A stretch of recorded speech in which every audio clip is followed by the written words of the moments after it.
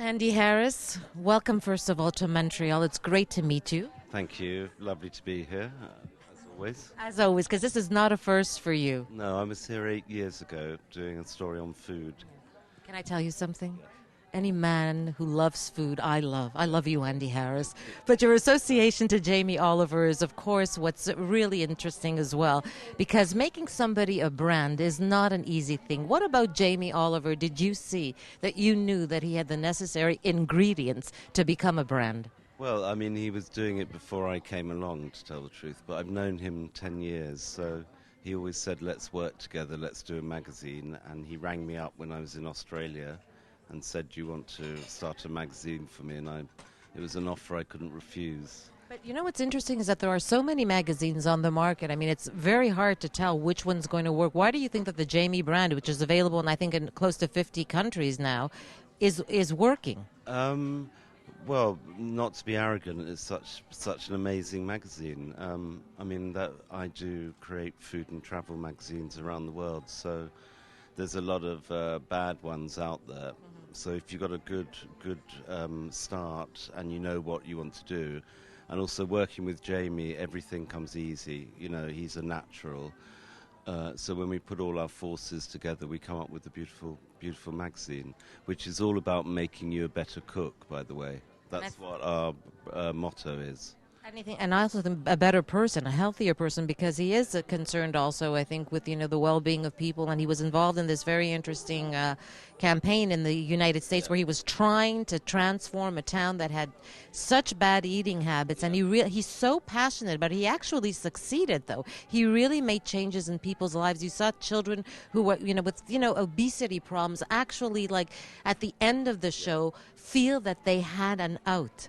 Yeah. I mean, well, that's an ongoing thing because he's about to film the second series, so that just won an Emmy for outstanding reality show. And Jamie's all about campaigning, giving back to the world, and he's obsessed with change, getting younger people to cook. It's all about quality of life. If you can teach people to cook properly, eat properly, that's going to change their lives. So even if that was just a TV show and some of it feels staged, it wasn't. It was that's reality. And I've seen the cutting edge of it in England, where he has Ministry of Food, which is all about passing it on. So I teach you a recipe and you pass it on to others.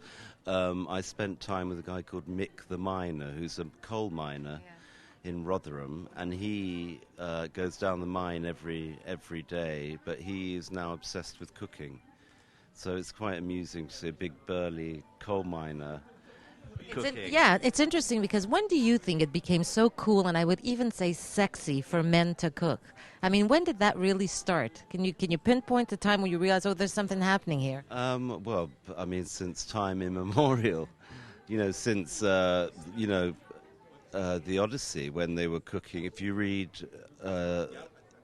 ancient Greek texts, Ulysses and people, they were cooking on barbecues, slaughtering the proverbial lamb. So everybody's been doing it since time immemorial. Even in a country, I mean, every country you go to, you'll find the men are obsessed with the cooking, whether they're telling their wives how to spice a dish or making out they can do better. But if you go to Spain, in the Basque Country, they have men's clubs for cooking. So it's everywhere. It's either out in the open. It's become more out in the open with people like Jamie making people unafraid to cook, really.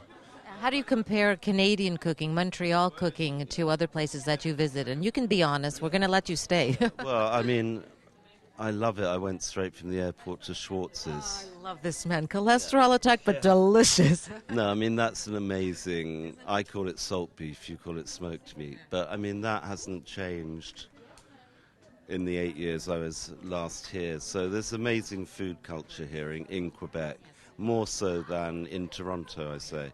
So you guys are proud of your food, and in a funny way, for me, looking from the outside, it's better than it is in France. I happen to agree with you on that one. Yeah. So, except it's very hearty, it's very cholesterol heavy with poutine and things, but then you need that for the weather. Well, a little bit, but there's also a lot of refined cooking. We've got to take you out, actually, Andy. I think that's what we're going to do so to make this visit worthwhile. But we want to thank you because I'm getting a sign that you got to go get a conference. I could keep you here all day. So we wanted to bring you a good cup of coffee. Here you go. Cheers, Andy. Thanks. Thanks.